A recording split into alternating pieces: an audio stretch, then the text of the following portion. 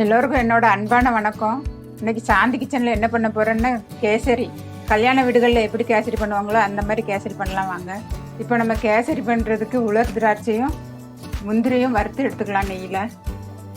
அதுக்கு 2 ஸ்பூன் நெய் ஊற்றிக்கலாம்.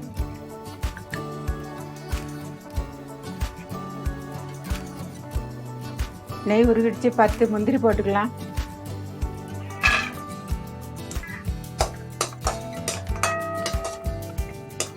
முந்திரி நல்லா பொன்னிறமாக வந்துடுச்சு, எடுத்துக்கலாம்.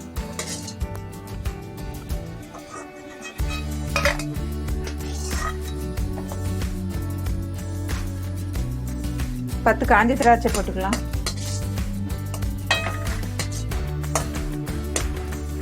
காஞ்ச திராட்சை நல்லா உப்பி வர்ற வரைக்கும் வறுத்துக்கலாம்.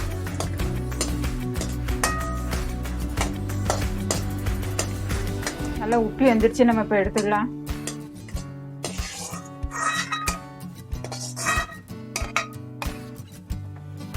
முந்திரி திராட்சை வறுத்த நெய்யிலேயே நம்ம ரவையை வறுத்துக்கலாம்.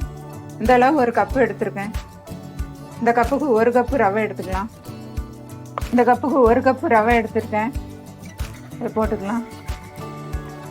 இது ஒரு 150 கிராம் இருக்கும். ரவை லேசாக வறுத்துக்கலாம்.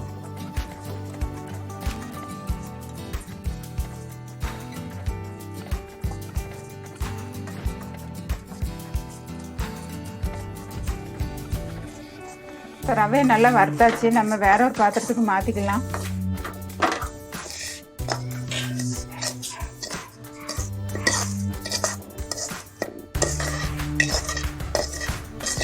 இப்போ நம்ம ரவை எடுத்து அதே கப்பில் 3 கப்பு தண்ணி எடுத்துக்கலாம்.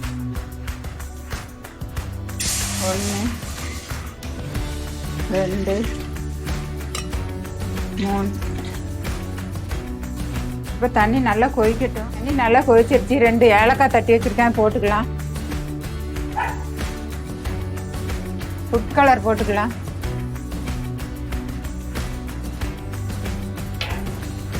இப்போ நம்ம வறுத்து வச்ச ரவையை போட்டுக்கலாம்.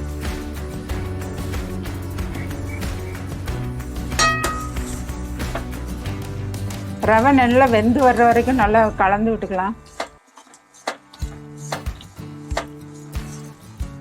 ரவை நல்லா வெந்ததுக்கப்புறம் சுகர் போட்டுக்கலாம்.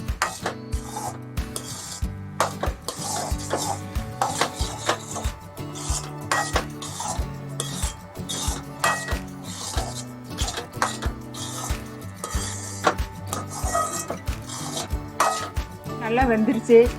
நம்ம ரவை எடுத்த அதே கப்பில் 1 கப்பு சுகர் எடுத்துக்கலாம். இப்போ நம்ம ரவை எடுத்த அதே கப்பில் 1 கப்பு சுகர் எடுத்துக்கலாம்.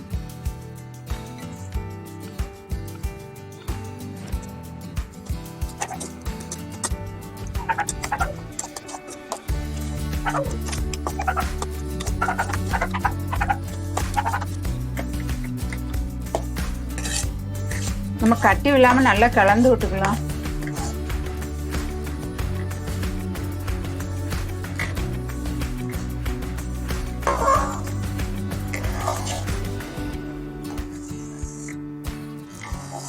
நம்ம நெய் விட்டுக்கலாம்.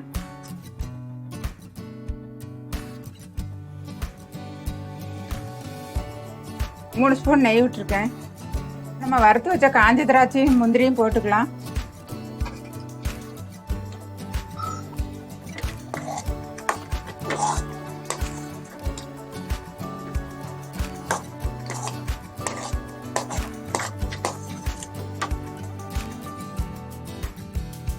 நம்ம கல்யாண வீடுகளில் பண்ணுற கேசரி சூப்பராக ரெடி ஆயிடுச்சு.